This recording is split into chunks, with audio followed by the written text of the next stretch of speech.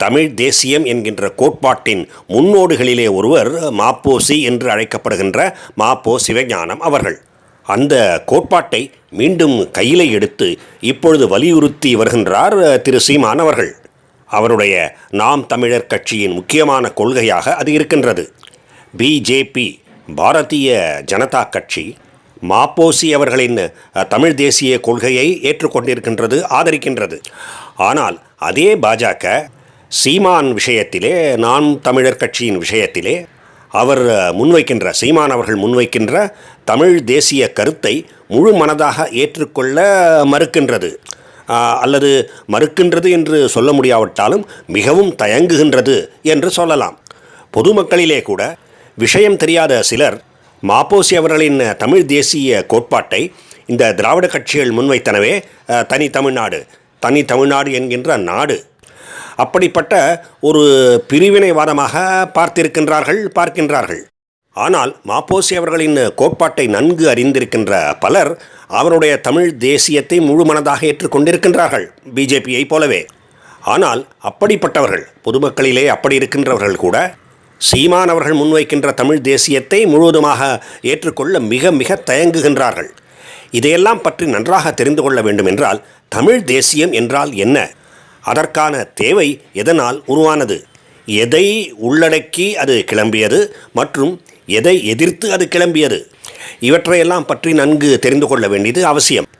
அனைவரும் முதலிலே தெரிந்து கொள்ள வேண்டியது, தமிழ் தேசியம் என்பது, குறிப்பாக மாப்போ சிவஞானம் அவர்கள் முன்வைத்த தமிழ் தேசியம் என்பது தேசியத்துக்கு எதிரானது அல்லவே அல்ல. நாங்கள் தமிழர்கள் தனி என்கின்ற பிரிவினைவாத எண்ணத்தோடு உருவானது அல்ல.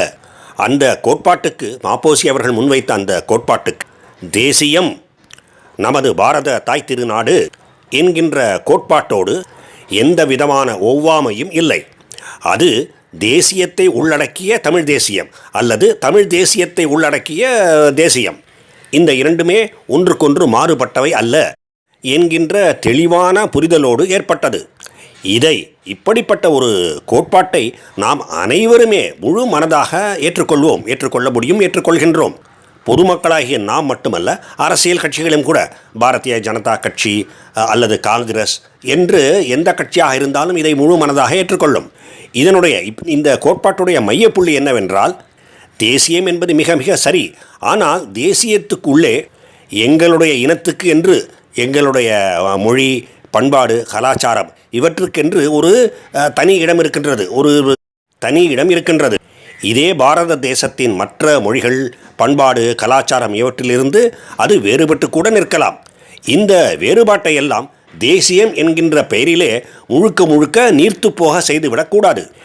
தேசியம் என்பது இந்த தனித்துவத்தையும் உள்ளடக்கியதாக இருக்க வேண்டும் என்பதுதான் இந்த கோட்பாடு. இது தமிழ் மக்களாகிய நமக்கு மட்டுமல்ல, தெலுங்கின மக்களுக்கும் பொருந்தும், மகாராஷ்டிரத்திலே இருக்கின்ற மராட்டியர்களுக்கும் பொருந்தும், பஞ்சாபியர்களுக்கும் பொருந்தும் என்று இவ்வாறு. இது நாம் அனைவரும் அறிந்த ஒன்றுதான், முழுமையாக ஏற்றுக்கொள்கின்ற ஒன்றுதான். அப்படி இருக்கும் பொழுது இந்த தமிழ் தேசியம் என்கின்ற சொல்லாடலுக்கு அவசியம் என்ன வந்தது? எல்லோரும் ஏற்கனவே நன்கு புரிந்து வைத்திருக்கின்ற, ஏற்றுக்கொள்கின்ற ஒரு சித்தாந்தத்தை மீண்டும் மீண்டும் வலியுறுத்த வேண்டிய அவசியம் என்ன? அதன் அவசியம் எதனால் ஏற்படுகின்றது என்றால், திராவிடத்தினால் ஏற்படுகின்றது. இதை புரிந்து கொள்வதற்கு திராவிடம் என்கின்ற ஏமாற்று வேலை எப்படி வேலை செய்கின்றது என்பதை புரிந்து கொள்ள வேண்டும். பல விஷயங்களிலே தமிழ் இன கலாச்சாரம், பண்பாடு போன்றவற்றை திராவிடம் என்கின்ற கோட்பாட்டுக்கு உள்ளே பலவந்தமாக புகுத்தி காலப்போக்கிலே தமிழ்நாட்டின் தமிழர்களின் பண்பாடு முதலிய தனித்துவத்தை முற்றிலுமாக ஒழித்து விடுவது என்கின்ற ஒரு கோட்பாட்டை நம்மால் ஏற்கவே முடியாது. திராவிடம் செய்ய முற்படுவது அதைத்தான். அறிவுள்ள எவரும் இதை ஏற்றுக்கொள்ள மாட்டார்கள். அதனால்தான் திகாவினரும் திமுகவினரும் திராவிடம் என்று கூவிக்கொண்டிருக்கின்றார்களே தவிர, இவர்கள் கூறுகின்ற அந்த திராவிட நிலப்பரப்பிலே இருக்கின்ற மற்ற இனங்கள், தெலுங்கர்கள், கன்னடர்கள், மலையாளிகள் போன்றவர்கள் இந்த திராவிட கோட்பாட்டை ஏற்கவே இல்லை, இன்று வரை ஏற்கவே இல்லை. திகாவினரும் திமுகவினரும் தனியாகவே கிடந்து புலம்பிக் கொண்டிருக்கின்றார்கள்.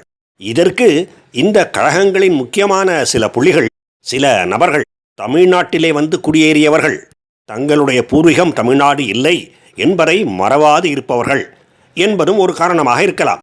ஏனென்றால் தமிழ் தமிழ் என்று இவர்கள் பீற்றிக்கொள்ள ஆரம்பித்தால் நீங்கள் யாரையா அதை சொல்லுங்கள் என்கின்ற கேள்வி வந்துவிடும். அதனால் தமிழை திராவிடம் என்கின்ற கோட்பாட்டுக்குள்ளே மறைத்து விடுகின்றார்கள். பேராசிரியர் ராம ஸ்ரீனிவாசன் அவர்கள் ஒரு முறை கூறினார், ஆதி தெலுங்கர்கள், கன்னடத்திலே பூர்வகுடிகள் ஆதி கன்னடர்கள், ஆனால் தமிழ்நாட்டிலே ஆதி தமிழர்கள் என்று தான் இருக்க வேண்டும். ஆனால் இங்கே மட்டும் அது ஆதி திராவிடர்கள். இதுதான் வடிகட்டின அயோக்கியத்தனம். இதை ஏற்றுக்கொள்ள முடியாது. ஏற்றுக்கொண்டால் பல விஷயங்களிலே சமரசம் செய்ய வேண்டி வரும். உதாரணமாக தெலுங்கு பேசுபவர்களிலே பலர் சென்னை எங்களுக்கு சொந்தம், தெலுங்கர்களுக்கு சொந்தம், ஆந்திர பிரதேசுடன் இணைய வேண்டும் என்று விரும்பினார்கள். அதற்கு எப்படி சம்மதிக்க முடியும் திராவிடம் என்கின்ற போர்வையிலே? அதனால் மாப்போசி அவர்கள், ராஜாஜி அவர்கள், இவர்களை போன்றவர்கள் அதை எதிர்த்தார்கள். மாப்போசி அவர்கள் ஒருபடி இன்னும் அதிகமாக சென்றார். திருப்பதியை, இப்பொழுது ஆந்திராவில் இருக்கின்ற திருப்பதியை ஆராய்ந்தார். பல தமிழ் இலக்கியங்களை சுட்டிக்காட்டி வடவேங்கட முதல் திருப்பதி முதல் தென் குமரி வரை தமிழ் பிரதேசம் எங்கள் இடம் என்று அவர் ஆணித்தரமாக கூறினார். அதை தவிர திருப்பதியிலே இருக்கின்ற பல கல்வெட்டுகளை நன்கு ஆராய்ந்து பாருங்கள், இங்கே எத்தனை தமிழ் கல்வெட்டுகள் இருக்கின்றன, ஒரு கல்வெட்டாவது தெலுங்கில் இருக்கின்றதா என்று கேள்வி கேட்டு மடக்கினார். இந்த ஆபத்தை உணர்ந்தார்கள் சென்னை தங்களுக்கு வேண்டும் என்று கூறிய தெலுங்கர்கள். முதலுக்கே மோசம் போய்விடும் போல இருக்கின்றது என்று நினைத்தோ என்னவோ ஒரு வழியாக சென்னை என்கின்ற கோரிக்கையை கைவிட்டார்கள். இல்லை, நீங்கள் திருப்பதிக்கும் வந்து விடாதீர்கள், வேண்டுமானால் சென்னையை எடுத்துக்கொள்ளுங்கள் என்று தாராள மனப்பான்மையோடு கூறிவிட்டார்கள். தமிழ் இனம் என்பது எதுவும் இல்லை, திராவிட இனத்தின் ஒரு பகுதிதான் தமிழ் இனம் என்று நாம் அனைவரும் முழுமையாக நம்பினால் இதை செய்திருக்க முடியாது, விட்டு கொடுத்திருப்போம். அப்படிப்பட்ட விட்டு கொடுக்கின்ற மனப்போக்கைத்தான் மாப்போசி அவர்கள் கடுமையாக எதிர்த்தார். இதனால்தான் திராவிடம் மிக மிக கண்டனத்துக்கு உள்ளாகின்றது. மற்றபடி தேசியம், திராவிடம், தமிழகம் என்று பார்த்தால் அதிலே மிகப்பெரிய தவறு ஒன்றும் இல்லை. தேசியத்திலிருந்து மாறுபடாத தமிழ் தேசியம் என்பது ஏற்கத்தகுந்தது என்று நாம் கூறுகின்றோமே, அதை போலவே திராவிடத்துக்கு மாறுபடாத தமிழ் தேசியம் அல்லது தமிழ் தேசியத்தை முழுமையாக அங்கீகரிக்கின்ற திராவிடம் என்று சொன்னால் அது மாபெரும் குற்றம் இல்லை. அதாவது தமிழ் இனத்தின் அடையாளம் 3 நிலைகளிலே விளம்பப்படுகின்றது. பாரதம் என்கின்ற நாடு, திராவிடம் என்கின்ற தென்னாடு மற்றும் தமிழ்நாடு என்கின்ற நம் நாடு. ஆனால் மிகப்பெரிய பிரச்சனை என்னவென்றால், இந்த தமிழினம் என்பதையே அழித்து ஒழித்து திராவிடத்தை புகுத்துவதற்காக இந்த திராவிடர்கள் முயற்சிக்கின்றார்கள். மிக மிக தவறான போக்கு அது. தமிழினம் என்றெல்லாம் ஒன்றும் இல்லை, எல்லாம் பாரத இனம்தான் என்று ஒருவர் சொன்னால், அண்ணாமலையோ ராம ஸ்ரீனிவாசன் அவர்களோ நரேந்திர மோடியோ அமித்ஷாவோ என்று இவர்கள் யார் சொன்னாலும் கூட அதை நம்மால் ஏற்க முடியுமா? தமிழ்நாடு உட்பட, பஞ்சாப், மகாராஷ்டிரா உட்பட இந்த அகண்ட பாரத தேசத்துக்கு ஒரு பொதுவான கலாச்சாரம், பண்பாடு இருக்கின்றது. அது தேசியம். அதே சமயம் ஒவ்வொரு மொழி சார்ந்த இனத்துக்கும் அதன் தனித்தன்மை இருக்கின்றது. அந்த தனித்தன்மை முக்கியம் இல்லை என்றோ இல்லவே இல்லை என்றோ கூறிவிடவே முடியாது, கூறிவிடக்கூடாது. தேசியம் அப்படி கூறுவதில்லை. அதனால்தான் அது ஏற்கத்தகுந்ததாக இருக்கின்றது. ஆனால் திராவிடம் அப்படி அல்ல. தமிழ் இனத்தை மறைத்து விடுவதற்கு முயற்சி செய்கின்றது. அது மட்டுமல்ல, இழிவுபடுத்தும் பொழுது இவர்கள் திராவிடர்கள் என்று சொல்வதில்லை, தமிழன், தமிழ் என்று தான் சொல்கின்றார்கள். உதாரணமாக தமிழ் காட்டுமிராண்டி பாஷை, தமிழன் காட்டுமிராண்டி என்று சொல்கின்றார்களே தவிர திராவிட மொழிகள் காட்டுமிராண்டி மொழிகள், திராவிடன் காட்டுமிராண்டி என்று ஒருபோதும் சொல்வதில்லை. தமிழர்கள் சோற்றால் அடித்த பிண்டங்கள், சுய மரியாதை இல்லாதவர்கள். ஏன் அப்படி சொன்னார்கள்? இவர்களுக்கு ஓட்டு போடவில்லை, அதனால். சரி, அப்பொழுது தமிழர் என்று ஏன் தனியாக பிரித்து சொல்கின்றீர்கள்? சொல்ல வேண்டியது தானே, திராவிடர்கள் சோற்றால் அடித்த பிண்டங்கள், திராவிடர்கள் சுயமரியாதை இல்லாதவர்கள் என்று பேச வேண்டியது தானே. அதை மட்டும் ஒருபோதும் செய்ய மாட்டார்கள், அப்படி மட்டும் பேசிவிடவே மாட்டார்கள். ஆக பண்பாடு கலாச்சாரம் என்று வந்துவிட்டால் எல்லாம் ஒன்று. ஆனால் தனிமைப்படுத்தி இழிவுபடுத்த வேண்டும் என்றால் தமிழனை தனிமைப்படுத்துகின்றார்கள். எவ்வளவு பெரிய அயோக்கியத்தனம் இது என்பதை நாம் அனைவரும் சிந்திக்க வேண்டும். இப்படிப்பட்ட விஷயங்களைத்தான் இப்பொழுது சீமான் பொது விலையிலே போட்டு உடைத்து கொண்டிருக்கின்றார், சுக்கு நூறாக்கி கொண்டிருக்கின்றார், தகர்த்து எறிந்து கொண்டிருக்கின்றார். அதன் பலனாக திராவிடம் குய்யோ முறையோ என்று கதறுகின்றது. இந்த விஷயங்களையெல்லாம் பற்றி பேசுவதற்கு சீமான் முதல் மனிதர் அல்ல.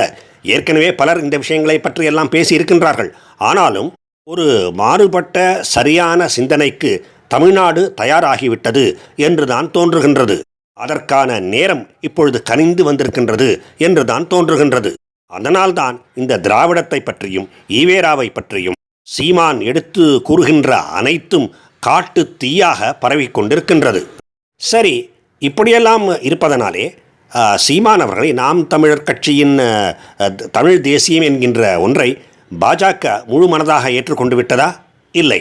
ஒரு தனி மனிதன் என்கின்ற கோணத்தில் இருந்து நான் கூட சீமானுடைய கருத்துக்களை எல்லாம் தமிழ் தேசியம் என்கின்ற கருத்தை எல்லாம் முழுமையாக ஏற்றுக்கொண்டு விட்டேனா என்றால் இல்லை. ஏன் ஏற்றுக்கொள்ளாததற்கு, ஏற்றுக்கொள்ள தயங்குவதற்கு என்ன காரணம்? திரு சீமான் அவர்கள் எதில் எல்லாம் மாற வேண்டியிருக்கின்றது, மேலும் எதையெல்லாம் இன்னும் நன்றாக தெளிவுபடுத்த வேண்டியிருக்கின்றது, இந்த விஷயங்களையெல்லாம் அடுத்து வருகின்ற வீடியோக்களிலே பார்க்கலாம். வாழ்க பாரதம்! ஜெய் ஹிந்த்!